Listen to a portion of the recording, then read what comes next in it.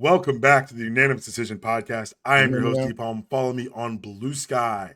Follow me on Instagram. Follow me on all the socials at DPalm66. Follow the show at UDPod. Follow the entire MTR network at, you guessed it, the MTR network. You found us. Don't you dare lose us. Subscribe on iTunes. Subscribe on Spotify. Subscribe on YouTube. That's right, YouTube. Dragging this podcast into 2015. One episode at a time. As always, brought to you by DanielPalmerMortgages.com. If you can afford your rent, you can afford a mortgage. It's my job to help you qualify. Make sure you check out my other podcasting adventure, Life, Love, and Real Estate, helping navigate all three with my podcast partner, LaCresse Amaro. And last but not leastly, Insanity Check is back. I was on the Insanity Check this week. I yell a lot. It's like therapy, but it's angry. So it's like therapy. But you're not here to talk about that. You're here to talk football and sports and all things great because we got Felder back. It's Felder Friday. What's up, Felder? Damn, I didn't want to show him yet. Let me just go ahead and do this. Joel's here too. It's good, man. No, Joel's here here too. That's fine. What's up, J.A.? What's up, Doc? What's up, Felder? Does it look like I'm looking up at y'all? It does. It looks like you should be looking down at us. Yeah, now it feels like that's how Joel comports himself. Like he's looking down at us at all times. No, man, no, not at all. The settings are different every show, but the way the Spotify has it, normally I'm having to look up because they want, blah, blah, blah, blah, blah. No, I get. Listen, hey, we don't need. Listen, I'll tell you what. Behind the curtain, people don't need to know about all this stuff because I've had to go through so many things with like Bleacher Report and like, can you put the camera here and can you make it so it's like multi-dimensional and can we show this and show that? And they're like, people have been trying to get rid of that thing, that white thing right there, and it's like there's man, can you change the font? Can you whatever, adjust your cameras? And I'm like, bro, I don't think people care. I really don't. I'm like, I don't know if people even notice that, but like you see these right here though, right? Which things? I can see your one shoe. And then up here we got shoes, got hats, we got all. They're like, put this, stack your stuff. And I was like, stack it. Okay, got it. Cool. We'll do. All right. Yeah, man. Listen, you're in charge, not me. I'm doing. Yeah, you got to do the best you can, man, to set it up. I'm gonna try to get some people over here. I like your shelves to do some stuff. Man, appreciate that, man. I had somebody come install these, but I'm gonna have them. You didn't put those in by yourself? No, man. Come on. I'm gonna have somebody. Does Joel look handy? Dog, do you know last Friday? Shit. I took the battery out of my car and put that hole back in there. Have y'all done that before? Nothing. Okay, hold on. Time out. Can I intro the show? Huh? Can I intro the show? Oh, yeah, my bad. I thought you just did that. I was trying to, but then Joel popped up on the screen because I didn't mean to put him on there, and now I've lost control already, which I think is a record. No, man. Well, I mean, you questioned my manliness, but it is something to do a battery, bro. That's not easy. Are you serious? Guys, have you done it? Have you done it? Time out. No, time yourself out. Oh shit. Have you done it? Daniel, have you done it? Have you Yes. taken the battery out of your car and put it back in? Yes. Do you know how to change a tire? Yeah, the thing is I don't have a ramp no more though. I used to have a ramp, but I don't have a ramp anymore. You don't have a jack? I do have a jack. I don't have a ramp though. Yeah, I used to like it so I could drive my car up on the ramp. You changed your alternator before? Of course not. Why would I do that? I used to change an alternator like every 3 weeks. Why? Did you work at AutoZone? What happened? I used to go to AutoZone all the time. Okay. I drove a Chevy Corsica. Wow. Yeah, man. Welcome to the Unanimous Decision Podcast. It's a sports podcast. It's rarely about sports. I want to just open saying this, that Felder's here every week. I love having Felder. Felder's one of my good friends. It came to me that Joel would be interested in hanging out with us this week. I was like, cool. I would love to text Joel and see if he wants to be on. I had Joel, I want you to know, I had Cam on this week from also one of your Ringer brethren, Cameron Hawkins. Oh man, I love Cam, man. I saw the clip. I saw it on Instagram. Yeah. So Cam got his start podcasting, guesting on my shows. Ain't that some shit? And he's just taking the shit and exploded it. But apparently it's Ringer week here at UDPod. Mm-hmm. And I sent you a message like, hey man, can you come on? Would you like to come on? We work out the times. The text I got from you, I had the nicest, most forthcoming intro for you until this text. What? Bet, can you send it over as a calendar invite? You lucky I didn't push you off on my assistant. Yeah. You got an assistant? I do have an assistant. God damn, son. I just want to say, where did I go wrong with my career? No. I'm broke. Like, don't get it twisted. I don't have any money. But the thing is that I needed an assistant because there were so many things that I wasn't getting done and so many messages I wasn't getting to. And I was just like, even if I only have this person for like 6 months, how old is your kid? Huh? How old is your kid? I've got 2 now. So, I got a 3-year-old and a 1-year-old. Oh, your shit's about to get fucked, dog. Yeah, about to. Yeah. About to. Like if you think it's fucked right now, wait until they start doing stuff. Oh man, I mean, dog, my little girl is already just talking and moving around. No, I'm not talking about that. I'm talking about like fighting with each other and stuff. No, I'm talking about like swim, gymnastics, dance. Oh, yeah, man. No, see, because you got to remember, we're 3 college athletes who are going to have athletic kids. Like, I don't know about his summer is spent at the pool because his daughter's a swimmer. Really? Yeah, yes. Dog. Do y'all know how to swim? Both of y'all? Yes. Really? You don't know how to swim? Of course not. Dog. No. Legacy of American racism. Okay, so time out. Legacy of American racism. My father, for years, held the records for swim in Gary. He still had those city records. Really? And so when we were growing up, he was like, I would love to know how many people competed and know. Right? I never said that shit. He goes, hi, Dad. I knew, listen. No, if you don't disrespect your pops, but just, But he said, my sons will always know how to swim. That's not going to be an issue. So I was in high school, and I went to whatever school, and we had swim at one of the things. I was in the PE class with 3 other black kids. They were like, thank God none of us can swim. I go, who is us? Damn. And I was hitting flip turns coming out, and they were like, what are you doing? I was like, what are you doing? Man, I really wish I knew how to swim. I did. You can learn. I took swim classes. It's kind of, well, not right now. I don't have time. First of all, I got to get my kids straight on swimming. I don't have time for that. I will say this, like, seriously, get them in swim now.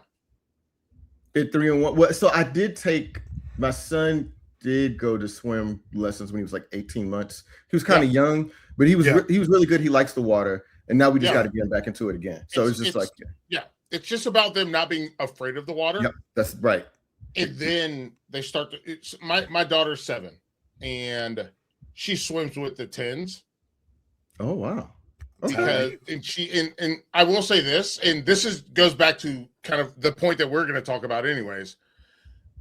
Like, I don't need people like this, like youth sports in general. Yeah, I don't need people talking to me about my kid getting a scholarship or NIL money. Oh man, about swim. Yes, is she better than all these other kids? Yeah, she is. But she's going to go to college no matter what. Right. That's So I don't give a fucking shit about, like, I just want her to have fun swimming. Man, that's it right there, because that's the thing that I feel like I've missed out on the most in life. Is just like, I just remember going to pool parties and being like, damn, I would love to be on that end. But you know, it's whatever. And so I don't want my kid to have that same anxiety. Yeah, but the other piece of this too, just like to your point, Felder, like I'm sort of dubious of like, get your kid involved in all this shit. I know so many parents who spend so many hours and so many thousands of dollars traveling all around the country just to play D3, whatever. And I'm just like, bro, invariably, if I talk to someone who played college sports, they're the ones who are reluctant to like plug their kids into this machine. Absolutely. Like it's the ones who've seen it who are like, I don't think it's necessary, dog. No. I don't want to be standing outside every fucking Saturday and Sunday at horrible soccer games when they're 3 years old. It's like, I didn't play. When did y'all start playing organized sports? I didn't play my first organized sport till I was 6. And then I did every sport, but it wasn't like, I didn't do a lot of traveling. I'm gonna sharpen it. When did y'all start playing tackle football? Tackle football, I think was probably 5th grade, 6th grade. About 10 years old. 6. That was about. My first season was 10. I played when I was 10, and I played when I was 11, and then I went to a middle school that didn't have a football team. Middle school. Well, my middle school had a football team. Listen. I was shout out to McClintock Middle School. Okay. We went undefeated and unscored on my 8th grade year. Really? Yeah, dog. Like we were like they still have like a whole like thing for us in the school. Let me tell you something. The local middle school coach, Missouri Civil Middle School, which was the dominant athletic program in my area. The coach, I played Little League football with his sons, and I was the quarterback of that team. We went undefeated in 2 years. I was balling, nobody fucked with us, whatever. Yeah. He begged my parents to send him to the middle school. Like he showed up at our house. He was like, "You gotta," and they insisted. They sent me to some, a nerd school along the way. And we got our ass kicked in every sport, to the extent that we even had sports. And I'll blame my parents for that. I was like, man, y'all remember Jason Webster?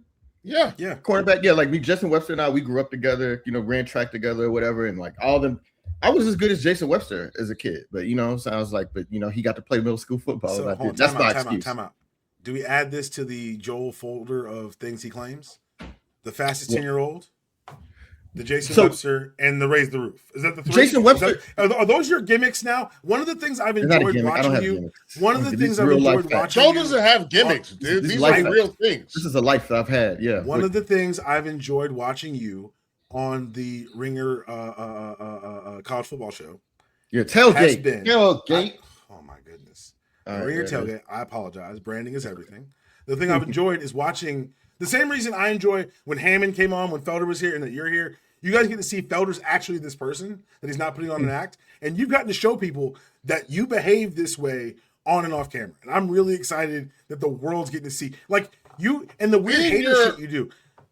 Being your true self is the most important thing you can be. It's super liberating. Right. It really is. That's what I'm trying to teach my daughter that. And what I'm realizing is her true self is fucking mad weak.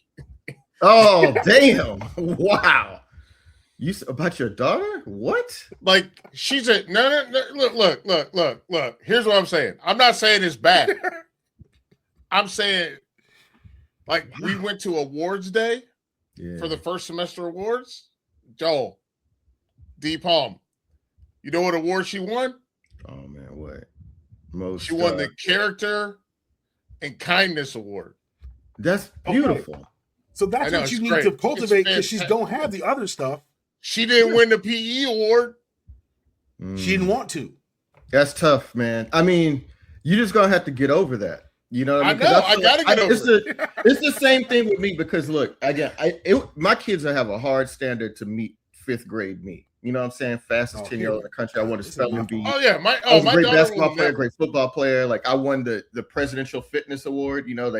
Same. Me too. Same. The top. They invited me up on stage. So I was a bad motherfucker when I was 10, 11 years old. And I was like, I'm not gonna be able to hold my kids to that same standard. But the thing is like, what are you when you're 17 or 18? That's what matters.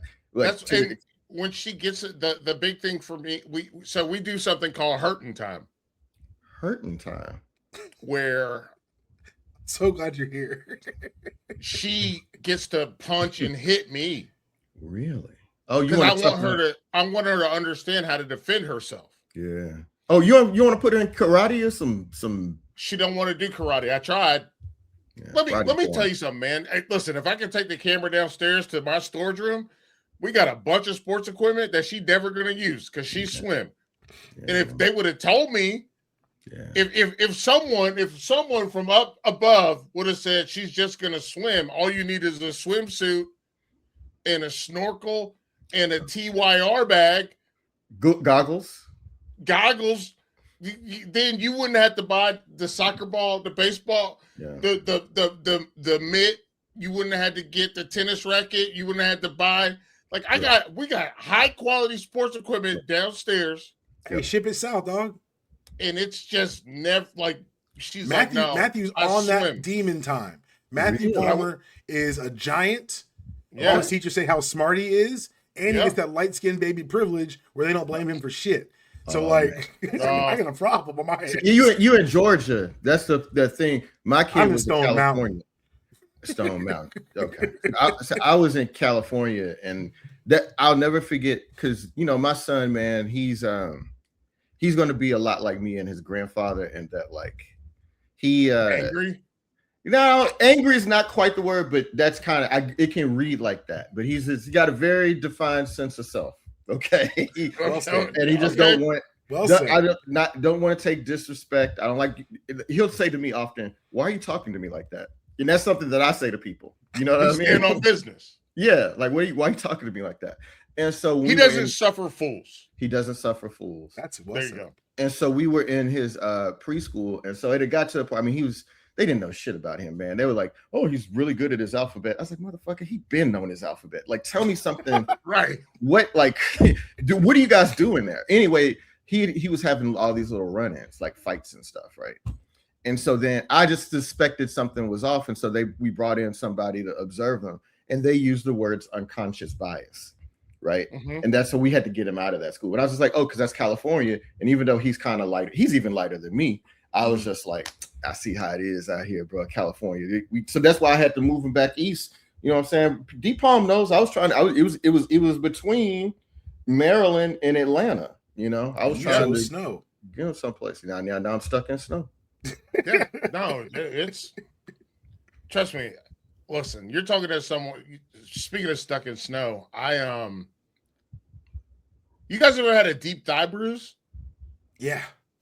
I mean, how deep?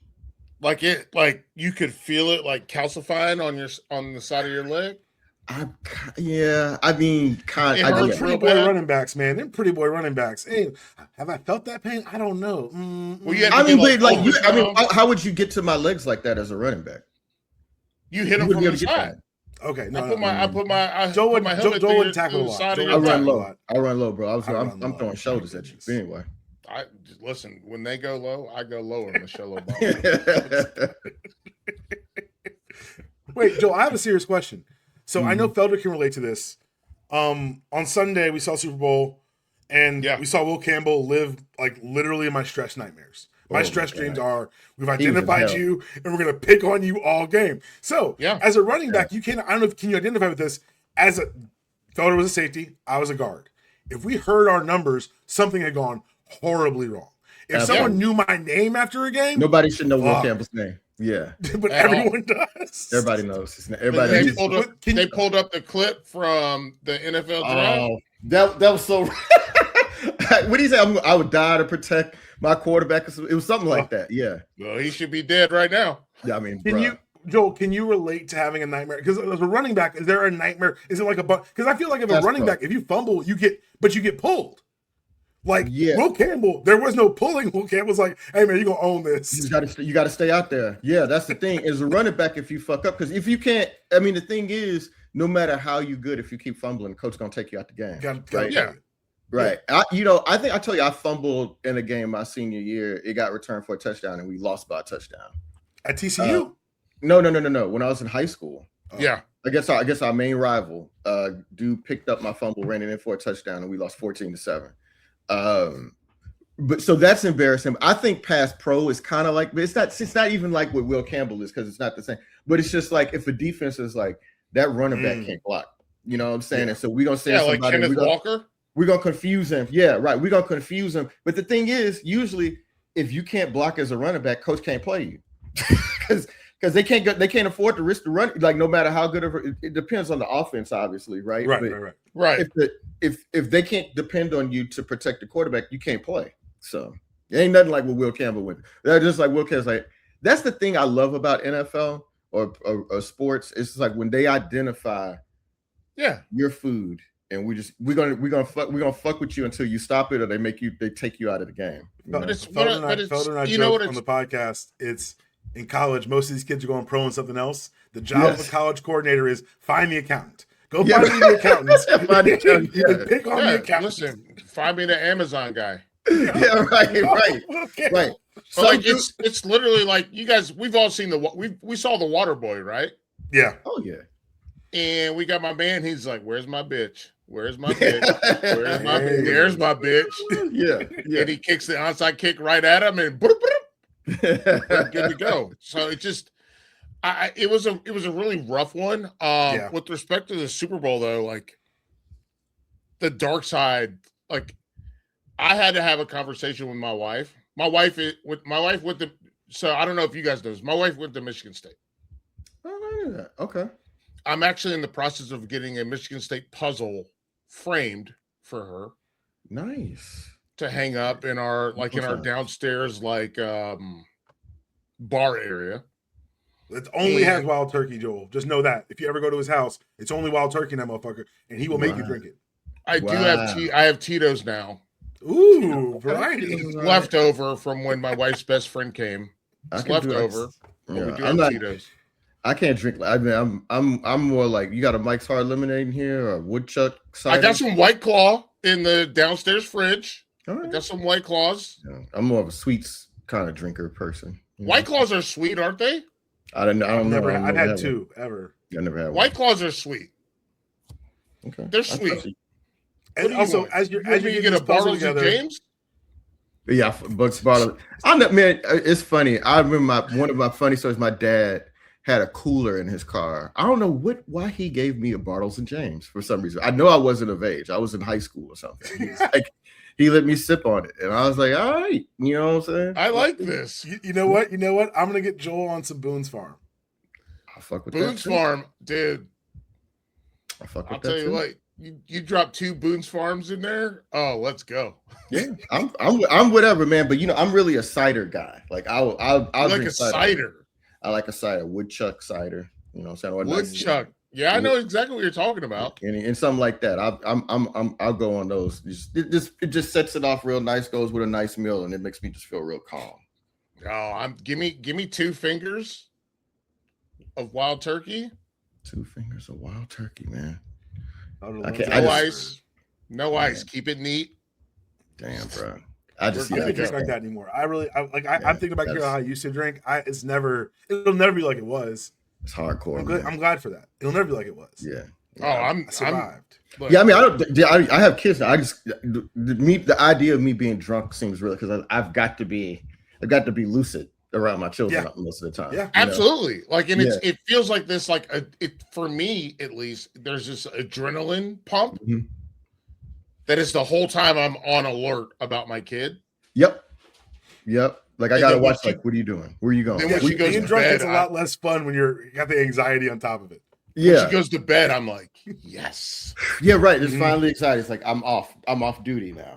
Let me go have a drink. Yeah. Turn the meter off. Stop that motherfucker. Because and my wife is like, I don't know about you guys' wives, but my wife is like very social. Yeah, probably. And so when it optimizes into this like social world, like we're planning a beach trip with like 2 other families. Oh man! And when I say we, that don't mean me. Yeah, of course. Yeah, you're not doing the emotional labor, man. You better step up and start. Hey man, fuck you. I am doing the emotional labor. Uh-oh. I'm doing the emotional labor. I'm doing most of the labor. Okay. All right. I'm gonna have to get us there. I'm gonna have to plan the trip. I'm gonna have to make sure we're good. Okay. Like I'm doing the labor. Okay. All right. I'm gonna tell you this. This is one thing, and listen. I'm an older dad than you. I don't think you are. You're older kid. Your kid's older. Yeah. You've been in the I game got a longer. 7-year-old. Okay, yeah, that's right. You're in the game longer. That's true. So I've been in the game. That's fair. What I've noted, here's what I'm going to tell you. I'm going to give you some game right here. You got to get the other dad's phone numbers. And then what?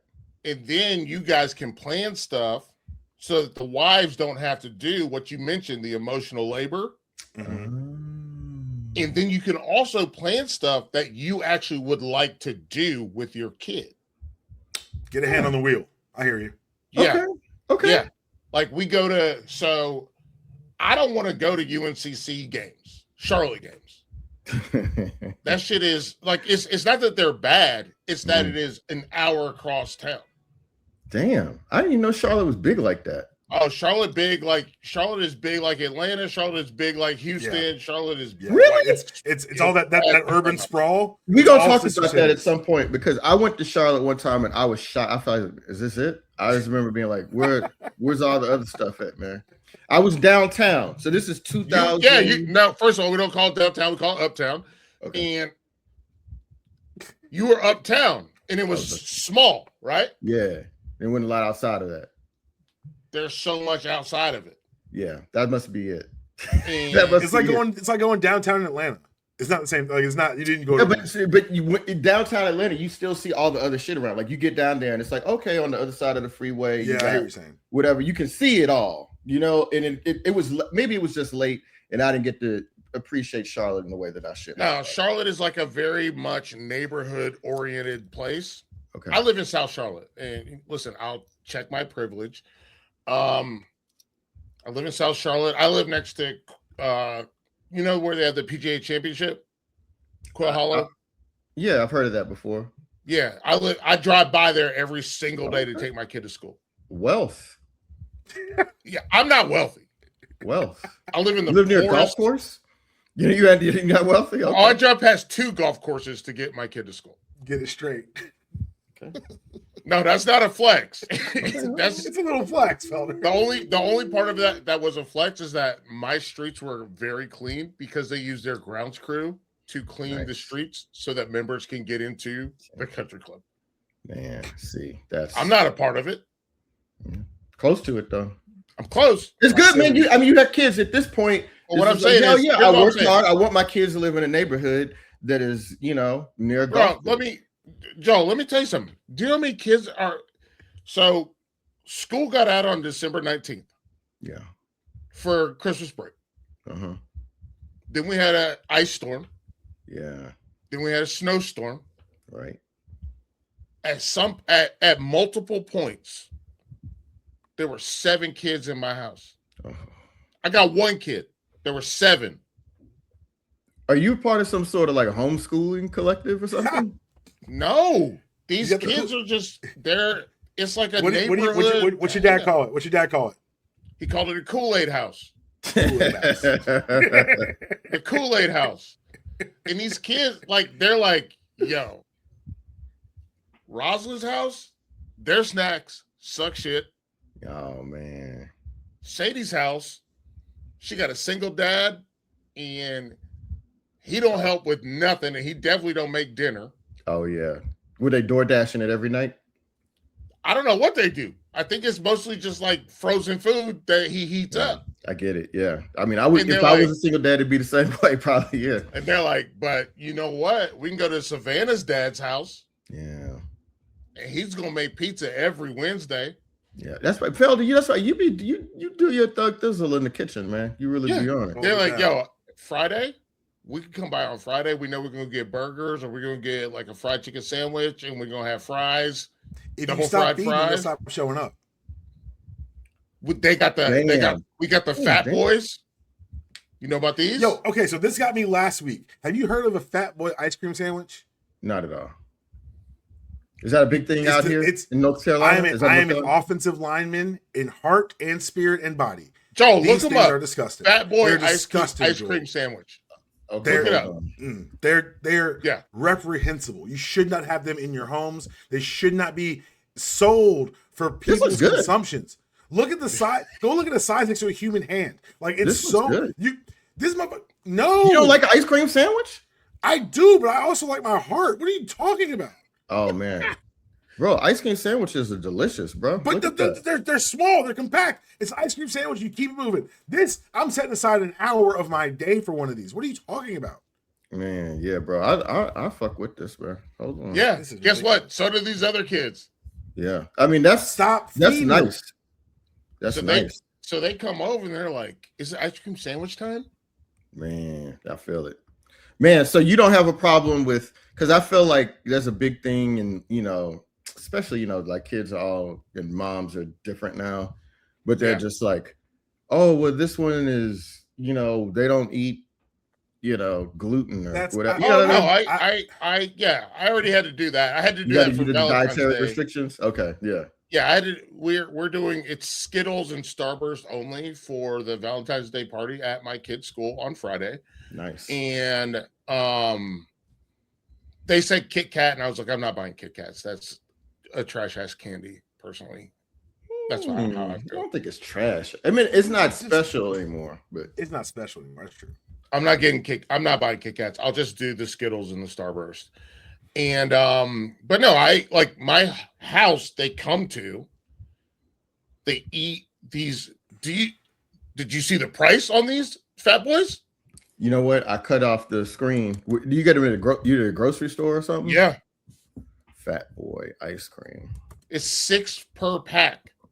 Damn. Just like 6 per pack. Hold on, dog. Yeah, I want to see. Cookie sandwich, cinnamon churro. Let's see. Oh, just 270 calories per one. That's It's not giving me any prices on here. Yeah. How about you tell us the price, Felder? Yeah. It's like $5 or $6. That seems about right. Yeah, except for when 6 kids come to your house and that's what you really are. That's a good, you really going. This is when you live near if you stop feeding them, they will stop showing up. I guarantee it. I can't stop feeding them though. You can. I can't. No, I can't. Huh? You got to either build a giant. Like I literally like I have like 2 kids that are like, oh, I know it's Wednesday. I know Mr. Felder's gonna make pizza. At 5:30, the doorbell rings, and they're like, "Can Savannah play?" And like, that's really sweet. That's a very 1980s, 1990s. These kids are playing him for pizza. No, man, that's good. You want kids, and these kids live. No, they're not playing me. That's good. They live near 2 golf courses. This is the life that kids had. We had when we were growing. I don't know what kind, but I had friends in my neighborhood and we were hanging out all the fucking time, bro. I remember my friends would come over and I'd make them chicken sandwiches. This is when I was like 10 years old. You know what I'm saying? It's like, man, bro, I'm gonna put a chicken patty in the. I guess it was it the microwave? Do we have a microwave? Toaster oven. You know what I'm saying, man? Because you know what had happened? Wendy's had come out with the chicken sandwich. Yeah, spicy chicken sandwich too. Well, and then I was just like, so my mom, when she go to work, she leave me at the house. My friends would come over. I'm like, yo, we're gonna play Tecmo Bowl and we're gonna have some chicken sandwiches, dog. Yeah. Mm-hmm. Good old days, man. So that's something your kids are gonna, because those are the kind of memories you want to have in your childhood. I feel like that's what I like about it. That's a lot more fun than spending all Saturday at a fucking soccer field. I don't know how to explain. You know what I mean? Like So when it comes to youth sports, let's talk about this too. Because this is one of the reasons I want to have Joe on, is the youth. Like we all play youth sports. We all drug our parents to boring soccer fields or boring football games or, good Lord, boring ass track meets or boring wrestling tournaments. Our parents did that for us. Mm-hmm. Yeah. And when we went to college, there's an expectation of we are participating in these events for our scholastic betterment and whatever, growth as a person. When I see Deion Sanders threatening to fine children with money that he didn't pay them. I like how you flip this to youth sports to Deion, by the way. That was a nice transition. Thank you. You really got us back on task. I'm trying, man. Y'all talking about old man shit. I'm like, hey man, can we just no, good. Okay. But seriously, I like the clip you guys put out for Ringer Tailgate, because you made a great point that, like, unless these are employees, you just come into my pocket. Right. And where does the money go? The thing that I forgot about too, because Van was like, well, this is, if you go to work, they'll take your money. That's not true. If I'm late at the Ringer Tailgate for anything, or nobody is fining me. And look, Joel, that's $500 because you showed up 30 minutes late to this recording. Because you should have gotten fined for wearing the suit. I know they should have gotten fined for not wearing their suit, because I paid extra money to carry that suit across the country, and I had to get a whole nother bag for that shit. At a certain point, I was like, why am I the only one complaining about this? This seems like ridiculous. This seems ridiculous. Anyway, but the point is that no, man. I mean, most employees don't get fined, right? Like they don't get fined when they're late or they do something at work. There's ways to deal with that. An employee that is not meeting the expectations, it usually doesn't just result in a fine. That is a professional sports paradigm. That is not something that usually happens with anybody else. But again, these are not professional athletes. They kind of are, but they don't treat them exactly like professional athletes. And if that's what they want to do, then Deion should use his platform, use his substantial amount of prominence and voice to advocate for collectively bargaining with all these guys and making them employees. If that's what he wants to do, if he wants to fine them like he got fined when he played for the 49ers and the Falcons and the Cowboys. But if you don't want to do that, then no. Because again, nickel and diamond your players. Again, these are college kids. They want to be on time. They're not. This is all about learning in college, like learning how to become a professional and learning how to do that shit on time. Like there's ways to adjust their behavior without trying to take money out of their pocket. And like as a coach, that you should be embarrassed that you would even want to take money out of your player's pocket. Don't you think? I mean, that's just kind of crazy to me. So here's what I'm going to say. And I love that. We all play college football, correct? Mm-hmm, mm-hmm. Mm-hmm. So we never got fined for anything, correct? No. Correct. We all made sure that we were there on time. I was terrified of being late. Terrified of being late. Correct? I was late to one thing in 4 years of college. I can remember. I remember like. And what happened? What happened? Ran my ass off. Yeah. I got yelled at. I got shamed. I got ran. And then guess what? It never happened. In my freshman year, coming out of fall camp, it was like this. It was Labor Day. I overslept on Labor Day because we had the night off the night before, and I was a freshman, and I didn't set my alarm. And I got a phone call from our head coach, Palmer. I don't know what you do in Atlanta, but we work on Labor Day here. Wow. And so that's what I'm saying. So what I think about is you're trying to manage these players with a transaction. Yeah. Yeah. Instead of creating a culture where they want to make sure, and not just the individual player, but the team wants to make sure that nobody's late. Yeah. It's a culture of transaction versus accountability. It's accountability. I call it familial. That's what I said in the comments. Same idea. Yeah. I saw that. Yeah, I like that. I really like that, the way you phrased it. Because I'll never. So Ben Johnson, right, head coach of the Chicago Bears, good dude. Played with him at UNC. Damn. Okay. Yes, I know Ben. Ben is great. We beat his team in the playoffs in North Carolina. We did. We beat AC Milan. Just shout out that. But the reality is Ben was a very contained person. I never heard him say like a cuss word the whole time in college. I picked him off, but by the way, talk your shit. Talk your shit. But the reality is, Ben knew he had teammates that were buck wild, myself included. we used to crack the back door open after practice, right? And we leave the back door cracked open, and Ben would just go home and go to sleep, and then he would go to show up at the facility. But he knew that me, Jay, like I'm not gonna name all the other guys, but we would all be in there after going out for late night. So we would just walk into the facility at 4:00 in the morning and sleep. Damn.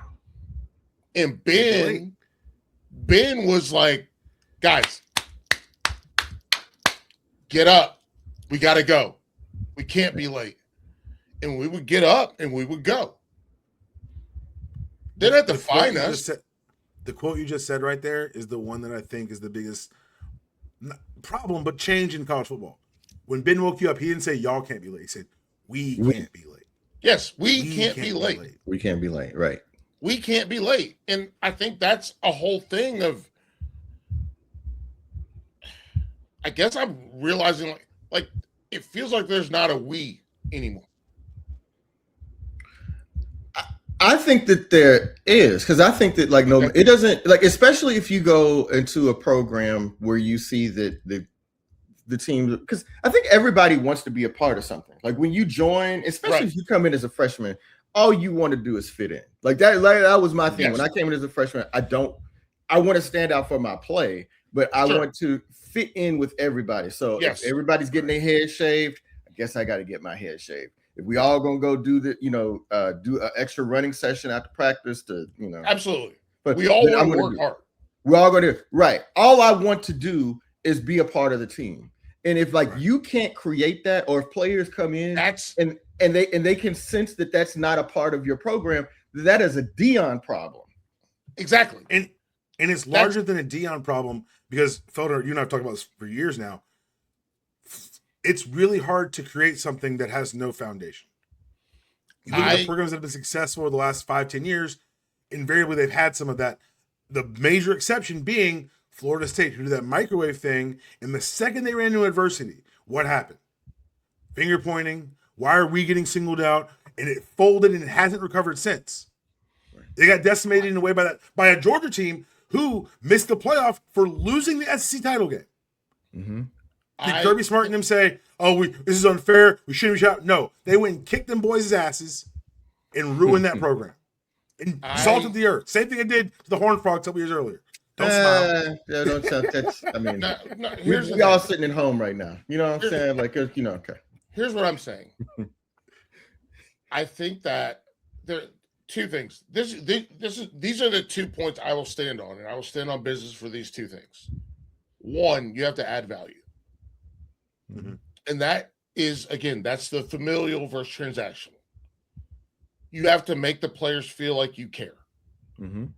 And not wrong. I said it wrong. You have to care about your players. Yeah. And they have to feel that.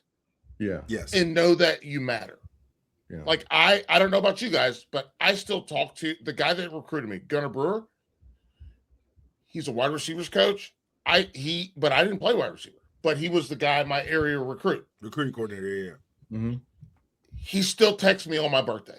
Oh man. He asked me about my mom. He asked me about my dad. Like, you have to build value in that way. Yeah. That's what I'm talking about when I say familial. Then you also have to add, you have to make it so the kids don't want to leave. Mm-hmm. And if you're not going to make it so kids don't want to leave, why would they stay? Right. Okay. So I want to tap into that for a second, because Joel, this is something I've noticed is the quantification of athletics and sports. So we see it in the NFL, we see it in the NBA, we see it with the current tanking things. What I think the danger when you apply that to college sports in particular is that this isn't a game. This isn't sports. We didn't get into sports because we could plug it in the spreadsheet and say, well, that's what's going to happen. Right. There is value outside of what's measured on a spreadsheet or can be quantified. And so like Felder, exactly what you're saying, if you don't feel you care, if it becomes strictly transactional and it becomes equations, then we've really lost the plot on what this is supposed to be. One of my biggest, my dad's in the Hall of Fame at Clark Atlanta University. His last game he played, they walked over the team from Tech, Bobby Dodd and them, and they said, let's watch a real team practice, because it was still segregated. Mm-hmm. And my father talks to the people he played with still to this day. Mm-hmm. And when all the things with Deion were coming out about, I want to professionalize HBCU football, he was fuming, because that's not the point of HBCU football. Right. Right. The point isn't to be exploitative and capitalistic in the way the other schools are. That's not the point. And the idea that we would try to change on a larger level the scholastic aims of college football to fit this money generating, not making, money generating paradigm threatens. And it's happened not slowly, kind of, if the only thing that matters is the bowl system and the only thing that matters is the playoff and the only matters is the championship, then why are the rest of your teams playing? Yeah. If the SEC doesn't matter, why play it? I mean, Deion is the one who set the template from this. And I mean, the thing is, yes, if like we could go back further and we could talk about prime prep in Dallas and like how those kids would just, right. I mean, I've yelled the about way that that those kids were treated. And there's a lot of people in the DFW area who are still pissed about how that all went down and how Deion sort of extricated himself from that situation. But the thing that I most remember about Deion in these last few years is that when he arrived at Colorado, he basically said, I'm bringing Louis. I'm bringing my own luggage. I'm bringing Louis, you know? Yeah. And it basically was just like, I don't care about the rest of y'all, man. I'm here like I win. It's not we win. My son, he gets to be the starter, and Shedeur should have been the starter. He was a very good college quarterback. But it was like there was never a sense that it was about anything bigger than himself. Right. And that like everybody here is expendable except me and a few players, Travis and Shedeur. And so if you come into that's the part that makes me, that's the part that like I want to root for him, but then I'm also like, this isn't what it's supposed to be. I don't think I would you want your kid to play for Deion? No, fuck no. Yeah. And I mean, because unless he's great, like he's not gonna give a shit about it. Is what it seems like. That's what I'm getting at. And by the way, can we throw Mac Brown in here too? Ooh. Because Mac Brown just said if you have 105 players on scholarship, you're only going to play about 44 of them. So you don't have to worry about the rest of the guys. I'm like, so you're telling me that 61 other guys you don't give a shit about? The guys that are practicing with these guys, the guys that are like the other people meet on recruiting visits, the people that are representing your program every day around campus. Exactly. Yeah. Like, you don't care about them for real? Well, they're going to transfer anyways. So why don't you you don't have to worry about it. I think again, as I said, the value added in relationships, in that familial relationship. And listen, I don't think Dabo does everything right all the time. Yeah. But I think that I think every player has some sort of relationship with Dabo Swinney. Mm-hmm. And to pare it down and not have a relationship with players and to just expect them to leave instead of trying to make them want to stay. Yeah. I think that's disgusting. Like that's where I guess that's old man Felder or whatever. No. That's I think their job. You're right, Felder, because that's the thing that always I get upset at them. It's like you're a multi-millionaire. Okay. Yeah, I gotta do it now. This is part of the job. Like you oh wow. Is that some of that wild turkey? Yeah. All right. 11:22. Let's get at it. Oh shit. For real. Okay. Get at it, dog. It makes me mad. It makes me mad. Your job is to create the kind of environment the kids would want to stay at. Like you have some sort of say in whether or not kids want to enter the portal or not, believe it or not, sir. You know what I'm saying? There are some programs that don't lose everybody every year.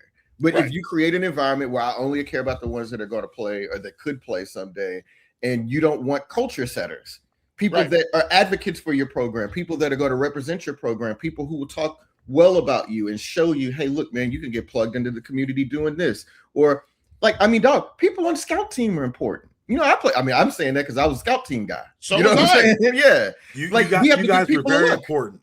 Yeah, that's an important part of your program. And you can make those guys feel important and make them want to stay. Like, again, because you're right, because everybody can't play. So what are you going to do with everybody else? And again, Devil don't need no advocates from their side. Mm-hmm. If you're me, you or Felder in 2002, or I guess you were like 1997 or so, whatever, you're old. God damn. But keep it real. Like if I can't say in 2004, if I'm at Columbia and I'm the too deep, that if a small mid-major, if I'm at Columbia and Bowdoin College is like, hey, we're going to give you $100,000 to come live here and play here, I can't say it wouldn't be attractive, but I can say is that the atmosphere that had been cultivated at Columbia would have made it a lot harder for me to leave. Yeah. I can say this. Really. Go ahead. I can say this outright. I think that. Yeah, I think this is really I was never offered. I got transferred. I got whatever. I had people reach out, but I never got offered money. It was never like a real the friction. Felder, you and I talked about this at length. The friction of changing your life, of moving your credits, of trying to adjust to a new. Let's say this school's on quarters and not halves. Like this whole thing is so complicated and so fraught with peril, especially when we're seeing kids get left in the portal. So the job of the coach has expanded, and that's why. And I think it's weird. Your job. You get paid a lot of money. Do your fucking but job. the people who are doing it best right now are all Saban guys. Lanning, Dabo, Kirby, the ones who are cultivating that space where it says you don't want to leave. Mm-hmm. That's what I'm saying. Like you don't want to leave. But here's my fucking point. Look, the kid that scoop and score, block the field goal for Michigan? For App State against Michigan? I could have been him. Yeah. Yeah. But I wanted to go to UNC. Yeah. As I'm at UNC, Hampton, Howard, they're like, we're looking for guys. And a strength coach who has a connection to them is like, you can start now. I had a friend that went to Georgetown. They're like, you can start tomorrow. Yeah. And I was like, I like being here. This is where I want to be. Right. And I think there's a couple different levels of this, but you have to make where you are the place you want to be. I think that's a player focused thing. Yeah, but that's right. It starts there, but then two, and I will say this again, check my privilege. I'm a third generation college kid. That's very rare for like a black. Goddamn, that's real. Yeah, man, that is real, man. 3 generations. Shit. Yeah, my grandfather. I mean, I love my grandfather, Papa Bell. He had a 4th grade. He was 4th grade reading level, man. Yeah. But that's how they treated brothers in Arkansas, Louisiana back then. My grandpa's from Georgia. He's from Houston County. He went to Deep Palm. What is it? Warner Robins High or Northside? He went to no. He went to Perry High. Oh, I know, yeah, Perry. He went to Perry. Won that wrestling tournament senior year too. And then he went to what's the college that's there? He went there. Southern. Southern's in Milledgeville. No, Forkville. Fort Valley State. Fort Valley, maybe. Fort Valley, yeah. He went to Fort Valley. Yeah, Fort Valley. My dad went to ECU, and then I went to UNC. My grandma went to Missouri Valley. But there's so many people that don't know. What I'm saying is we're still dealing with a lot of first generation college people. Exactly. Yeah. And when you don't have that, you don't realize the ramifications. Because Joel, you were talking about like the credits, and Daniel Deep Palm, you were talking about the credits. Like them shits don't transfer, dog. Uprooting your life is hard. Like I was faced with the situation where I was like, man, I reached out to some people who then called Southwest Texas State, Sam Houston State, and Howard. Yeah. And then I'm sitting there and I'm like I'm a junior at this point, right? In terms of credits.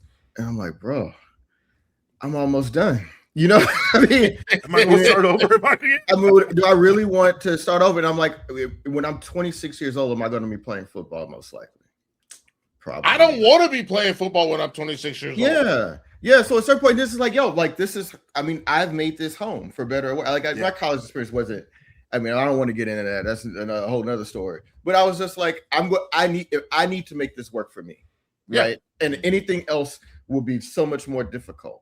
And so I think a lot of kids, like people talk about transferring and getting portal like it's just the simplest shit in the world, but like you are really and truly uprooting your life. Most of when people are talking about the transfer portal and they're complaining, we're talking about like 3 to 5% of the kids, man, that are like have all these options. They're going to get paid, make a lot of money, go wherever they want, and people will take care of them when they move in or whatever. The rest of these kids, man, either they're getting run off or they are looking for an opportunity to play, or this is when it's really disingenuous.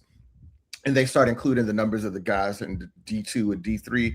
Man, them guys ain't on scholarship, bro. Are they paying to go to school? You know what I'm saying?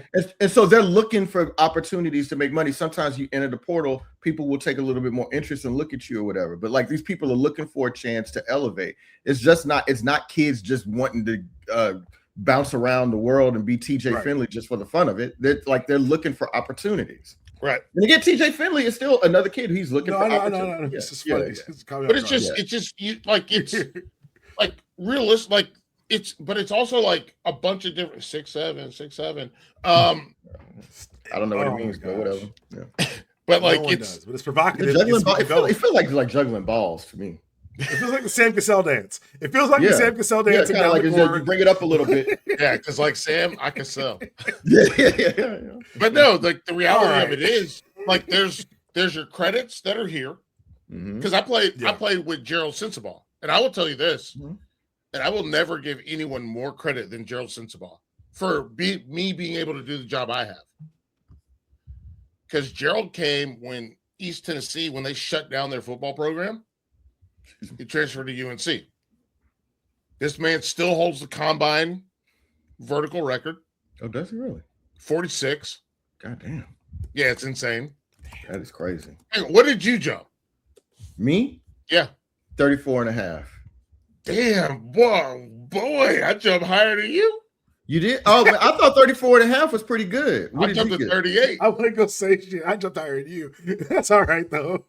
You did? You didn't jump no way. Come on. What are you talking about? I was squatting 500 pounds, boy. What are you talking about? I squatted 500 pounds. Now, I ain't squat 500 pounds. I squatted 500 pounds. No, I'm serious. Because I had the 8th highest squat on our team at the time, like, body weight or whatever. 505, dog. Yeah, I barely scored. Get with me. Get with me under the squat bench, man. I barely scored. Yeah. Let me get us out of here on this before we start complaining. No, we're not done. Oh, yes. That's good, bro. Kenneth Walker didn't get 34 and a half at the combine. Did y'all know that? Yeah. Because I was looking it up. That's why we can talk. The combine podcast is another hour where I make fun of that. Okay. Bro, so what I'm saying with Gerald transferred to UNC. Him and Scott Brummett transferred to UNC from East Tennessee State. And Gerald got busted back. He was a senior. He got busted back to a sophomore because of credits. That sucks. And he was like, well, fuck this. I'm not going to class. Like, what's the point? I can just go back there. Yeah. I just go back there. Yeah. Get my degree. Also, by the way, in the meantime, I'll just play 10 years for the Cowboys. Yep. You got attention? Jump a 46 and be good. Get my degree later. That's crazy. The school's not going anywhere, which I think people don't realize. The school's not going to go anywhere. Yep. But I listen. I basically quit college. And I just sat with Gerald, and we would watch stuff on film. Yeah. And he would show me so many things and what to look for. I do think it makes my wife very agitated when we watch a game. Because one, I like to have the sound off. Because that's how it is when you're in a film room. Me too. When you're in a film room, right? There's no sound. I hated film, so I don't know about y'all. You hated film? You're talking to two sickos who watch games and bring whiteboards into our living room. No, we are sickos and weirdos. I was so bored. I'll never forget the one. I know we got to close. I know we got to close out here. I'll never forget. We gotta go. We were watching cut-ups of 34 Belly, dog, and it was Tim Biakabatuka versus the Ohio. And it was Corey Dillon. And we were watching, and I remember I was so bored in that room. I was just like, oh, God. Are you kidding me? I was so tired. Oh, my God. Dude, are you kidding me? That's how I know you really were the fastest 10-year-old ever, because some of us had to watch film to be good. I was like, I'll just run. So bored. Did you guys have, hang on, let me ask this. Do you guys have whiteboard battles? No. Y'all didn't have whiteboard battles? Whiteboard battles. You nerd. No. I'm not a nerd, dude. Whiteboard, what? Like we go up there, man. I bet I can diagram and play better than you. Hell no. What? Y'all didn't have that? At our school, we had Bud Casey, who was our running backs coach. He would make us go up on the board to prove that we did what we were doing. You got to remember, running back was Bo Jackson's running backs coach, by the way, at Auburn. Yo, no, we had because that's like Beyonce's vocal coordinator. What you here for? The DB room was the main room. Mm-hmm. And so we would have two things set up. Oh, man. And they would just be like, you draw it out and see who could diagram the play faster and who did it right. We played intellectual positions. This motherfucker was told to hold the ball and run forward. Anyway, we're going to get out of here on that. Lucky Ringo calls. Follow that hip. I love Joel. that. Joel, are we getting off-season tailgate? Yeah, we're getting off-season tailgate. We just did Hell one. Yeah. Posted yesterday. When I feel like we didn't talk a lot about football, but that's what we're doing. No. You know, and yeah, man. Did y'all talk about the fight? Which fight? The Hornets? Nah, no one's talking about no damn Hornets basketball. Felder, no. Thank you, Joel, for coming on. My homeboy Decker would love to talk with you about the Hornets basketball, but nah, right. There we go. Follow Joel with the Ringer. He works at College Tailgate. He also works at what's the media podcast? I'm blanking. The Press Box, yeah, bam. The Press Box. Yo. The Press Box is prescient because anyone who's been involved with college sports or any athletics has noticed that the way the world has gone, this was college message boards 10 years ago. Like, it's all it's very much real. Like the canary in the coal mine with all this shit. And now we've got Polymarket, and all of us are screaming like we saw this coming. You're all idiots. Felder, tell everyone where they can find your stuff, man. It's felder.substack.com. And then obviously make sure you check out Hand in the Dirt. I got to follow you on Substack, dog. Yeah, dude. It's Hand in the Dirt. It's a gardening podcast about football. Really, it's a lifestyle podcast. Okay. And yeah. And now season. If y'all doing any more fight episodes, can I be on, please? Yeah, you can be on. Here's what both of you guys can be on. We're embroiled in a huge fight about whether you do or do not take someone to the airport, or they should just call an Uber. Man, it kind of depends. Of course. No, don't depend shit. Wait, who are you taking to the airport? Who's the person? Who is it?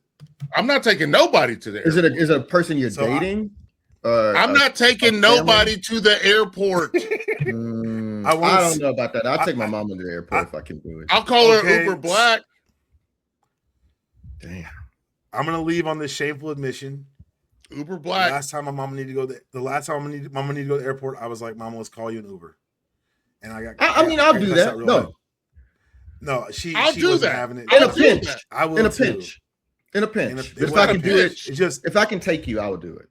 The way the city's set up, it takes me 3 hours to go to my parents' house and take her to the airport and get back to my house. So that I've had to go to my mom's house is 20 minutes. My mom's house is 20 minutes away. I live 20 minutes from the airport. I gotta go 20 minutes to get my mom. That got my curse, 45 minutes to get to the airport. What if I just called an Uber schedule? I'm not gonna be bleak here, but one day you're gonna wish you'd take your mom to the airport, Doug. I don't think That's so. The show. God damn, Joel. There is. Thank y'all for listening. As always, brought to you by the MTR Network. Make sure you check out DanielPalmerMortgages.com. If you can afford your rent, you can afford a mortgage. It's my job to help you qualify. Make sure you check out the Insanity Check. I was on it this week talking about Giannis trying to steal money from everybody. It's ridiculous. But yeah, we'll be back next week talking to more people about more things. Talk about my favorite weekend of the year, All-Star Weekend, which is about to happen. And make sure y'all do something for Valentine's Day, please. It's Saturday. This is coming out on Friday morning. You got 24 hours. If you don't have cards yet and you don't have flowers yet, you already messed up, player. I need to get out of here, by the way. Speaking of which. I got flowers sitting right here behind my office door, hidden. She don't even know they're here. Yeah. Bro. Okay, see, I got to get in the bar, Felder. Love to see it. I got to get one of those today. That was your show. There is no outro. See you guys early next week.